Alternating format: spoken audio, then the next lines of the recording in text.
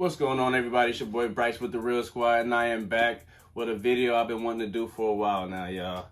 House of Dragon versus the Rings of Power. This is overdue for me, but hey, I gotta get it done. Now, I'm gonna keep it short and sweet. I'm not gonna go into too much detail, but believe me, I could talk about this all day. Now, let me start off by saying I am a huge Lord of the Rings fan. Have a lot of the memorabilia. Peter Jackson's movie was my first introduction to Lord of the Rings. I ended up reading the Hobbit book before the movie came out. That's a story for another time. But yeah, I became a huge fan. And with Game of Thrones and like a lot of these shows that become phenomenons like Breaking Bad and Walking Dead, once they came out, I wasn't watching it. So when it's like a lot of hype and stuff like around the show, I usually take my time to dive into it. I don't want any outside influences, but Game of Thrones was that show that I was able to watch from season 1 to season 6 straight, and I was floored. It immediately became my most favorite TV show of all time. It had everything I always wanted in it. With that being said, when season 8 dropped, just like everybody else, it left a horrible taste in my mouth, to the point where I didn't even really want to revisit Westeros again. Like, it took me a while to start watching, season 1 through 5 again, but I did do it eventually, and I still have love for the world. And so when it was announced that House of Dragon was coming out, a prequel at that, I was for sure skeptical like everybody else, especially at the times we're living in with the woke culture and whatnot. I was nervous, to say the least. And I was pleasantly surprised at what happened with the House of Dragon. Now, swinging over to the Rings of Power. Now, when this was coming out and developing, I was learning throughout the time that Amazon was only able to purchase a small amount of the Lord of the Rings story, or the lore, or whatever you want to call it. They weren't able to completely purchase all of Lord of the Rings. So what they had to do was put together and stitch together a story that they could tell based off the property that they actually owned. And they had to make up some characters and create some situations and, play around with the lore a little bit so they could actually come out with the show. Now, there's nothing wrong with that if it's done well. If you do that well, it's tons of changes you can put into any type of lore and to make it work. But I was also afraid with the not House of Dragon, but the Rings of Power's marketing. It was more so like, look at our grand, diverse cast, other than the story or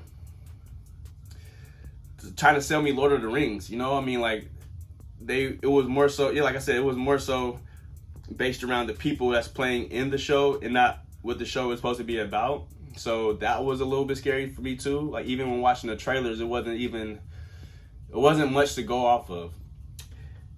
But to rebuttal that, the House of Dragon also has a very wide, diverse cast, and what they were able to do that Rings of Power weren't able to do was make their characters compelling and interesting, and makes you want to follow them. And when the show is over, you want to discuss it with somebody that you know. You want to talk about it. House of Dragon has that pull that Game of Thrones had, and it's crazy that I'm saying that because of all the hate House of Dragon had going in.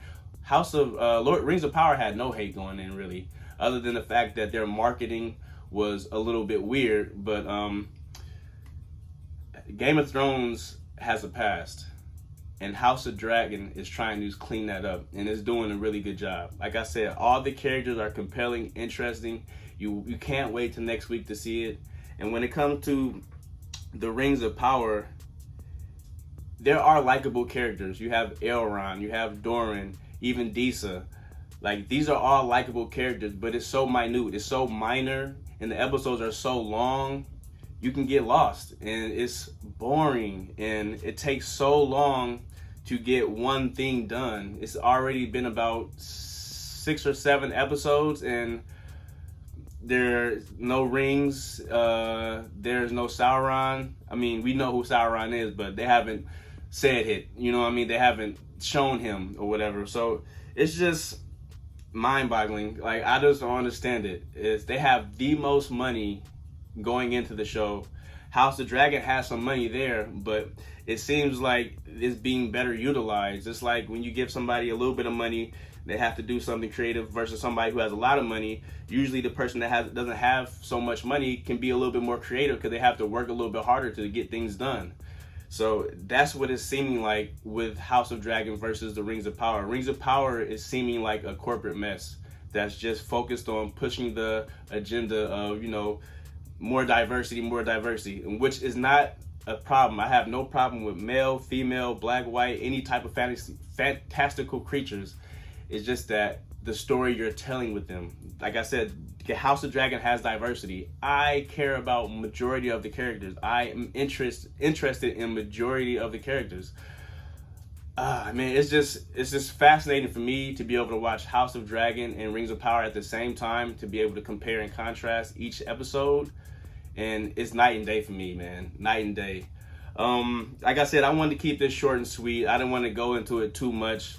I just want to give you guys my quick thoughts. If you guys are watching House of Dragon and Rings of Power, how do you guys feel about it? Do you like one more than the other? Do you like both as equally as much? Do you hate both? Comment below, let me know, man. I know I'm not tripping. And if you're new here, hit that like button, hit that sub.